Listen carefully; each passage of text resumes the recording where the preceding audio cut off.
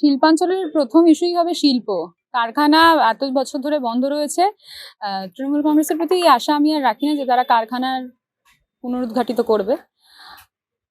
কিন্তু বিজেপি 5 বছরে তো এইটুকু করতে পারতো, সেই আশাও আমি এখন আর রাখছি না। তাই মনে হয় যে এখানকার সাধারণ মানুষ লড়ুক, লড়াইটা দিক, ফাইটটা দিক, এবং সাধারণ মানুষের ভয়েস হয়ে আমি এই লড়াইটা লড়বো। পানীয় জলের পাইপ ফেটে গেছে, রাস্তায় ফাটল ধরেছে, জল থাকবে কি করে? নদীর তলা থেকে বালি যদি ট্রাকে ট্রাকে করে রাস্তা দিয়ে বিভিন্ন রাজ্যে ছড়িয়ে পড়ে, তাহলে এখানকার সাধারণ মানুষ পানীয় জলটা পাবে কোথা থেকে? এই বিষয়গুলো, ইস্যুগুলো রয়েছে, এগুলো থাকবে। এবং একটা অর্থনৈতিক স্বার্থ চরিতার্থের, ব্যক্তিগত স্বার্থ চরিতার্থের যে বিষয়টা বারবার উঠে আসছে এখানকার মানুষের ক্ষোভ বিক্ষোভ থেকেই বলছি, এটা আমি নিজে বলছি এরকম নয়। আমার মনে হয় সেটা এবার সমাধানের সময় এসেছে। তিনি তো এই মাটির বিধায়ক, আমি রানীগঞ্জের বিধায়ক। আমি তারপর তাকে রানীগঞ্জে পাঠানো হয়েছিল। এবং আমি দেখুন, এই মাটিতে যতদূর আমি জানি, এই মাটিতে যারা আন্দোলন করেছে, পিটিটিআই আন্দোলন, যদি আমি খুব ভুল না হই, আমি তো একসময় দলটার সঙ্গে যুক্ত ছিলাম। অশোকদার সঙ্গে আমার রাজনৈতিক মতবিরোধ থাকবেই, হাজারবার থাকবে। অশোকদা যেই দল করে, আমি সেই দলের সঙ্গে অনেক দূরত্ব বজায় রেখেছি। তা আমি তো বলছিলাম আমাকে তো অশোকদার মতো মানুষদের টিকিট দেওয়া হোক। এমন মানুষকে টিকিট দেওয়া হবে কেন যার বিরুদ্ধে বিভিন্ন রকমের অভিযোগ রয়েছে, বিভিন্ন রকমের অভিযোগ। আমি সেই অভিযোগের খতিয়ান এখনো বার করিনি, সেটা চারিত্রিক স্খলন থেকে শুরু করে বিভিন্ন একাধিক অভিযোগ।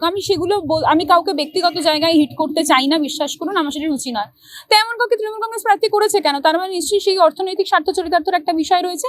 দ্বিতীয়, অবশ্যই 5 বছরের বিধায়িকা ছিলেন, তার পদটাকে আমি অসম্মান করতে পারি না, আসনটাকে অসম্মান করতে পারি না, কিন্তু তার কন্ট্রিবিউশন কি এই মাটিতে? তিনি তো এই মাটিরই মানুষ।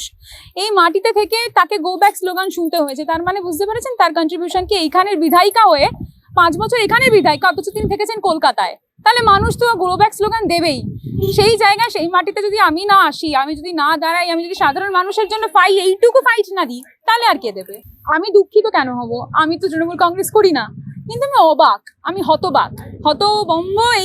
এই কারণে আমি হতবাক যে এত সুযোগ্য মানুষ প্রার্থী যদি না হয়, যে আন্দোলন করলো সে প্রার্থী হলো না, যে অর্থনৈতিক স্বার্থ চরিতার্থ করলো সে প্রার্থী হলো, তাহলে সেটা মানুষ উত্তর দেবে। সোনারপুরের মাটিতে, আমি সোনারপুরের মেয়ে, এবং সোনারপুরের মাটিতে বহিরাগত বিধায়িকা 5 বছরে যা করেছে, এই মাটিতে এই মাটির বিধায়িকা 5 বছরে ঠিক তাই করেছে।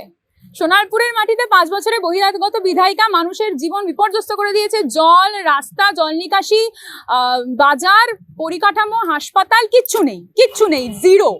এই মাটিতে দাঁড়িয়ে এইখানকার বিধায়িকা, তিনি তো এই মাটিরই মেয়ে, তিনিও 5 বছরে ঠিক একই কাজ করেছেন। পাইপের লাইনে ফাটল ধরেছে, একবারও মনে হলো না মানুষগুলো কিভাবে জল খাবে? রাস্তায় ফাটল ধরেছে, একবারও মনে হলো না এই যে লরির ডাম্পার যায়, 1.5 বছর আগে 2জন মারা গেছে, 2জন মানুষ এই লরির ডাম্পারে তলায় চাপা পড়ে, একবারও মনে হলো না তাদের কথা ভাবি? তাহলে তিনি এই মাটির মেয়ে হয়ে কি করেছেন? বহিরাগত তকমা নয়, এই যে এই ইস্যুটা নিয়ে অনেকে খেলার চেষ্টা করছে। তৃণমূল বলছে বহিরাগত ওখানে, এটা লেখায় না, তাহলে তৃণমূল চায় বিজেপি বিধায়িকা এখানে থাকুক, বিজেপির সঙ্গে তাহলে সেটিংটা আছে, এখানে মেনে নিতে হবে আমাকে।